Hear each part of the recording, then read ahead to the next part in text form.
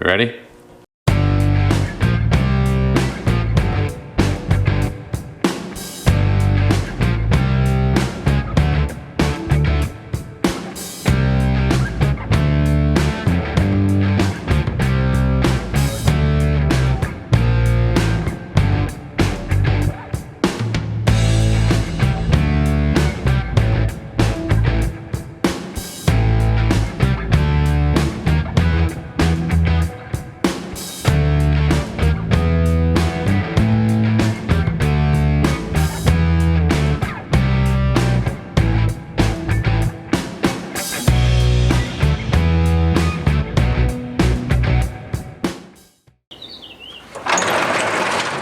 Good morning, fabricators. Welcome back to Fabrication 101. We are back in the garage working on the Bronco.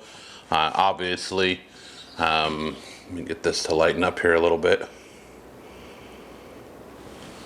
We are going to be trying to finish up one more kind of last piece of this puzzle, and that is my oil filter relocation setup. In order to work on this filter relocation kit, I need to pull my fender flare and fender. I don't need to, but I'm getting tired of whacking my head on that fender flare. So I'm going to pull all that off. I need to have it off anyway so I can finish up the welding and get it ready for paint. So we're going to go ahead and get that pulled off real quick. Let's do this. All right, so you can see the inner structure right now. This tube and all this stuff, a lot of this still needs to be fully welded. This is the mount for the fender flare. It needs to be finish welded. But before we do any of that stuff, we're going to continue to work on our oil filter relocation mount. All right, so here's my oil filter housing and mount and stuff and some fittings. And in order to try and keep this thing somewhat protected and accessible so that I can service it when I need to, I'm looking at either like up here, kind of just below the intercooler charge tubes, which I think would be good, or right in here where I can tuck it in between my air bump and my shock tower. I think this is going to be my better option. It's still going to be awfully tight, but I do think this is going to be the better choice here. Mount it just to where the bottom of the filter stays above this tube. None of these links, this is my drag link, these are my steering linkages, none of these come up above this tube, so it should keep it relatively protected in here. Obviously the tire's not going to get into this, and even if it could or did, it would be protected by the coilover and the shock tower. This is going to be my better choice in here. So we'll get some, I think we'll just make it out of some 1/8 inch sheet or plate. We'll probably put a couple bends in it to kind of wrap it back around the tube. We'll take some measurements and we'll get it knocked out. Maybe put some dimples in it for fun. But it should be pretty straightforward.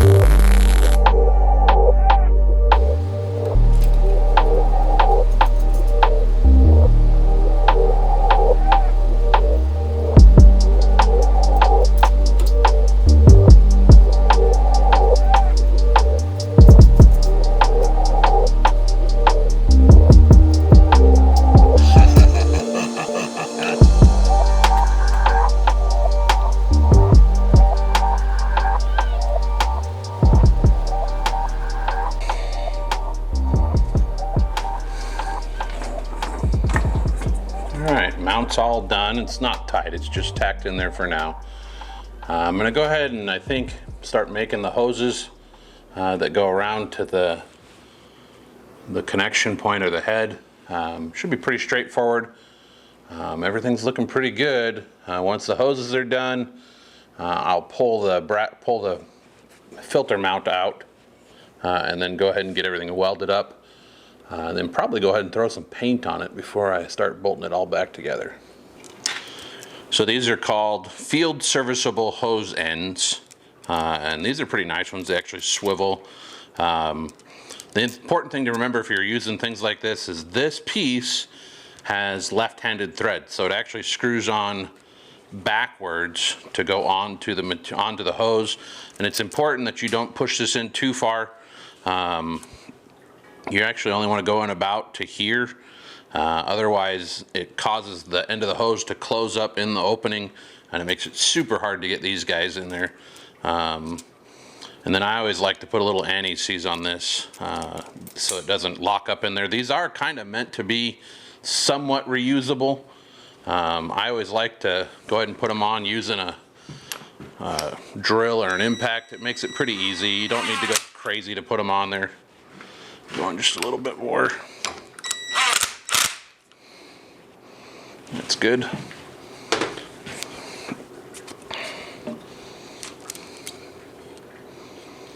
One thing to think about is if these are not swivels, it's a good idea to mark the orientation of your hose so that you're not having to fight the twist in the hose to get your fittings to line up where you want them to. Otherwise it can create some issues, especially if you're doing crimped on hose ends. You want to go ahead and mark those. That way you don't have to fight with the hose. Alright, you gonna start in there or not?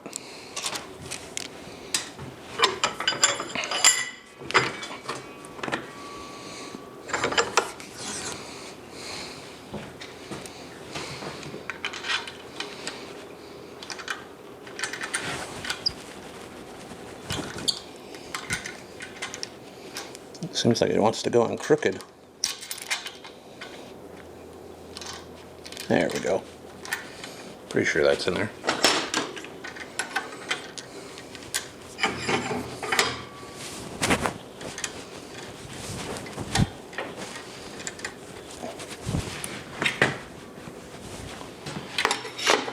Go ahead and cheat. Make our lives a little easier here.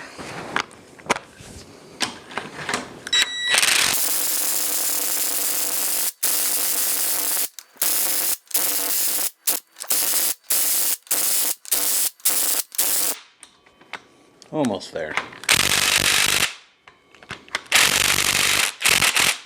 Alright, so that one's done. Now what I'll do is I'll put this on the fitting on the Bronco and then make sure everything lines up back to the other fitting. I'll mark my hose. We'll get it cut and put the other one together. Alright, so we have it marked. One thing that's important with these is you try to cut them as square as you can. It would be a good idea, not a bad idea, to use a chop saw for this. I have a chop saw somewhere. I hate it. I don't like to use it, so I'm just going to do this.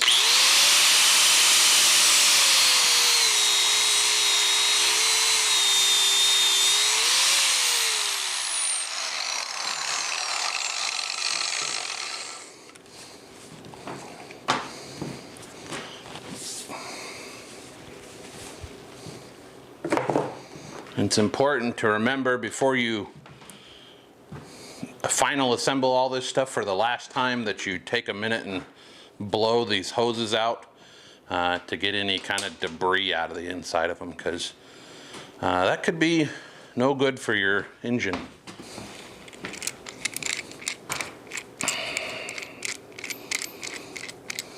Make sure I have enough room here to put this one on without having to move it. I think it'll be okay. So again, it's left-handed threads, so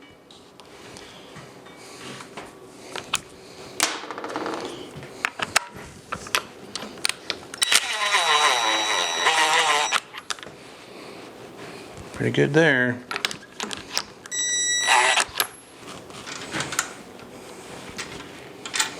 Feels pretty good. We'll give it a couple of turns with a wrench before we get lazy and use the impact. Yeah, that's going in pretty good. I guess it's time to use the impact. Slide that on. Make sure we're going the right way.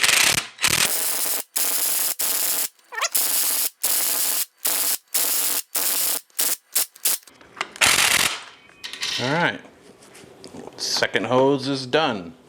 And we'll put it on there and make sure everything fits. Not that there's much I can do other than take them apart and make another hose, but they should fit pretty good, hopefully. All right, so oil filter relocation is pretty much done. I just gotta see the head back there.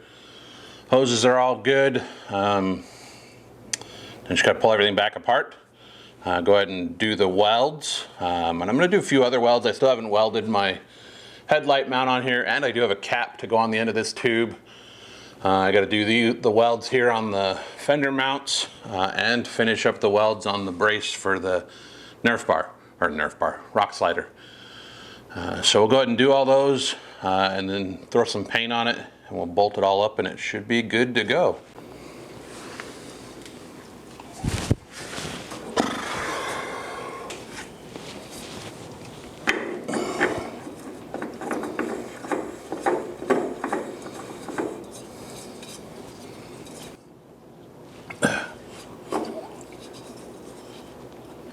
All right, this looks pretty good. Some of you guys might notice I did not pre-fill this filter. I'm not ready to be completely done yet.